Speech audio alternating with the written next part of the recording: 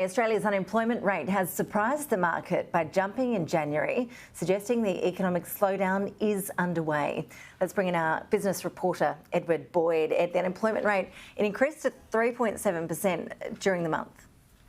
Yeah, a bit of a surprise here for Australia's unemployment rate. Economists were expecting it to remain flat at 3.5%. Instead, it ticked up in the month of January. So the economy actually lost 11,000 jobs during January, and another 20,000 more people were added to the unemployed number of people across the country. So you can see unemployment rate up to 3.7%, down 11,500 jobs. Participation rate, that's the number of people either in work or actively looking for work, that fell from 66.6 down to 66.5.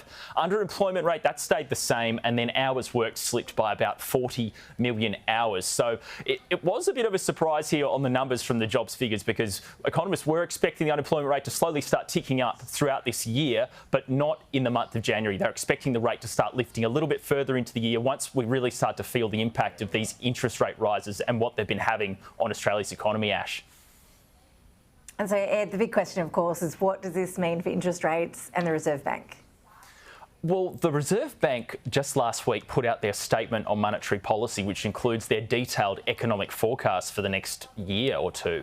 And they have unemployment reaching 3.8% by December this year. Well, we've already got the stats for the month of January showing unemployment rate is already at 3.7% in January. So the RBA, at the moment, it looks like that forecast may be totally out of whack.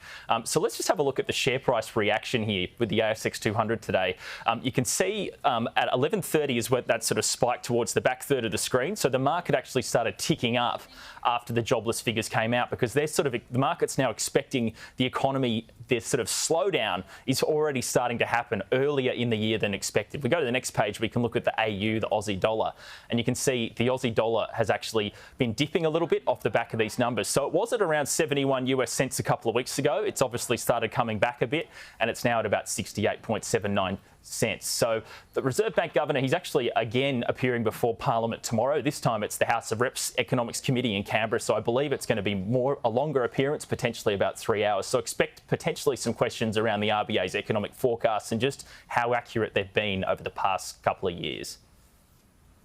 We'll all look forward to that, Ed. Thank you. And also the Treasurer, Jim Chalmers, is going to be holding a news conference in the next 25 minutes.